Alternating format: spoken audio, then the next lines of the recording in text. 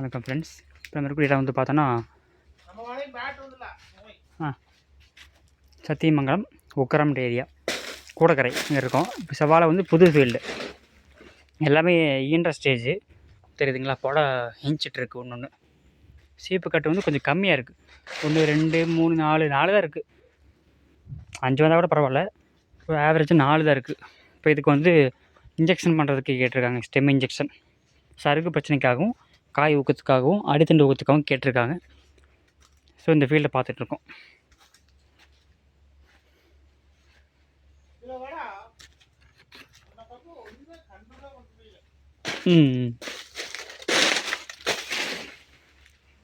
செவ்வாழைக்கு சருகு தான் மெயின் பிரச்சனை.